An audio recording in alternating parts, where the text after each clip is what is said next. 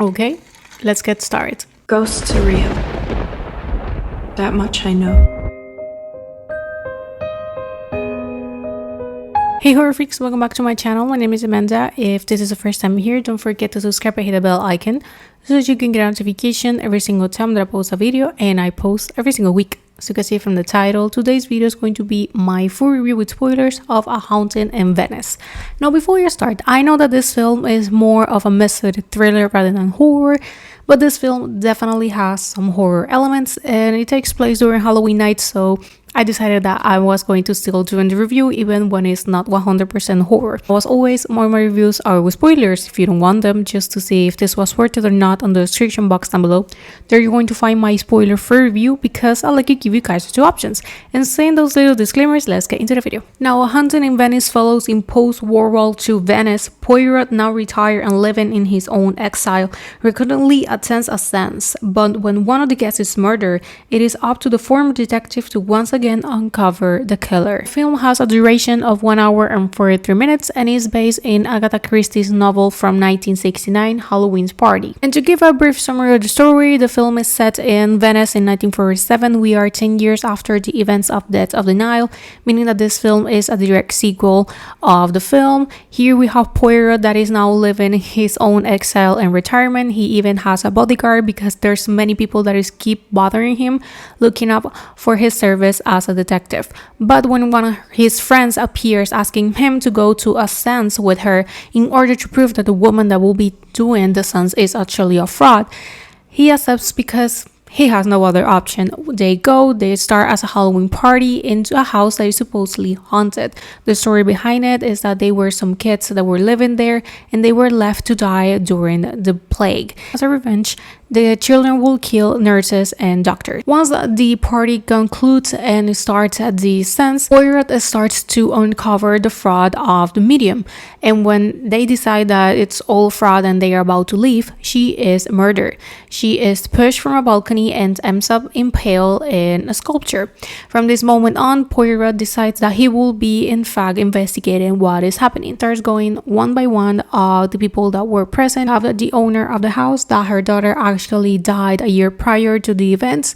We have Poirot's bodyguard, we have the maid of the house, we have the two assistants of the medium, we have the family doctor and his son, and we also have the daughter of the owner ex-fiance. Poirot is going to be interrogating them one by one. We're going to be seeing that some of them have more motives than others, and suddenly the doctor is also killed, and it's then revealed that the medium was also a nurse, making it seem that are the kids' ghosts the ones that are behind the death of the medium and the doctor, but of course that is not what is happening. The murderer here is the owner of the house.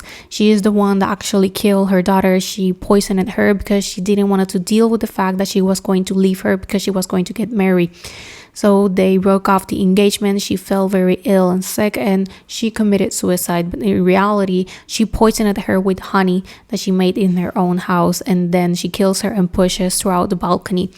Poirot's bodyguard was actually the police that was in charge of the case, and he's the one that took her out of the water. And then we have the doctor that, because he was in love with the woman that is the owner, he never said anything about his kid. He did found out because of his father's notes that he was in fact poisoned. So he started sending anonymous letters to the woman and asking for money, and that's how he started to pay the bills because his father had PTSD because of the war and he wasn't working. They all leave the house since the woman ends up falling from the balcony and she also dies and gets into the water.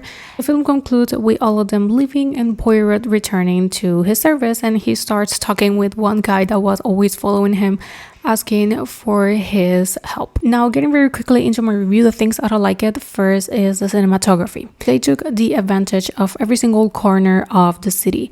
Venice is a beautiful city. I had the opportunity to go last year and it's beautiful, and at morning when there's almost no one, is feels almost like a ghost town because it's so old. And they took that in advantage here. They created this atmosphere of a ghostly town. We are also in post-war. Of course, we are seeing the classic masks from Venice. We are in Halloween, so of course we're seeing people with costumes. We have the fog. We are in the middle of a storm. They created the adequate atmosphere for this type of film. Jump scares. They are so unexpected that even I jumped more than once from my seat. I usually don't do that, but I jump more than once because they are very effective. They come when you're least expecting them, and they are very, very effective. They don't rely on the darkness. In fact, the majority of the jump scares, they happen when they are in bright light in the house, although it's happening during the night, but it's not like a dark moment. But like I said, very, very effective. We also have the apparition of ghosts throughout the house because, like I said, the house is kind of haunted because of the whole story of the kids that die at first, meaning that we're going to be seeing some ghosts throughout on the film, but they actually have a purpose. They are not just there to scare. The ghosts that they appear, they are there for a very good reason, and of course is revealed throughout the ending. Another thing that really like it, and for me one of the best parts of the film, is the cast. Branagh as Poirot, his has always been very good. We have Tina Fey that is in this film. We also have Michelle Yeoh, that she is the medium. Tina Fey is Poirot's friend. They portrayed the characters very good, but the rest of the cast, the little kid, he is amazing. I really liked him, and I have never seen him as an actor in other films, but I would really like to see him in more because he did a very, very good job. Now, like I said on my video of the films that will be coming this month, I said that I was going to be reading the book before watching the film, and I did, but the reality is that they changed a lot of the things from the book. The majority of the details are left behind and they are changed. The essence of the story is what is there, so that's why I felt a little bit more surprised with the resolution and all the details and everything that happened in the film because it's very different from the book. I still enjoy the book and I still enjoy the film, but that kept me on the edge of my seat because as the film continued, I realized that there were a lot of details that were going to be changed. And so I kept thinking how much they're going to change, so how much are going to be surprising me. So of course, at the end of the day, this is an adaptation. They could have changed details in terms of the resolution. So that's why I was on the edge of my seat, because they were able to build up the tension and also feed the desire of the audience to want to know. But the only downside of this film is the pace. For some moments, it becomes very redundant in terms of what is happening, especially with Poirot, because he's dealing with the fact that he's seeing ghosts, but he doesn't want to believe in them. But he has to kind of accept the fact that they could have been ghosts here, and the possibility that the ghosts are the ones guilty of the murders. But of course, they aren't. And this happens a couple of times, and it comes to a point that is like, okay, we already know this. We can move on. So there's a moment where the film comes way too slow and they kind of start to drag at the mystery and all the details behind it and all the possibilities. That becomes redundant, and that will be the only flaw of the film. But the reality, I have watched Murder on the Oriental Express and Death of Denial. This is by far my favorite. I love Murder on the Oriental Express. Death of Denial, not so much, but this one, in my opinion, it's the best one of the three. I think that the three adaptations are very good. But if you ask me which one will be my favorite, is this one. It has the proper atmosphere, a great cast. They took advantage, like I said, of every single aspect of the setting in a very good way. The only issue will be the pacing, but for the rest, this is a very good film. And in terms of this trilogy, if you want to call it that way, for me will be the best one.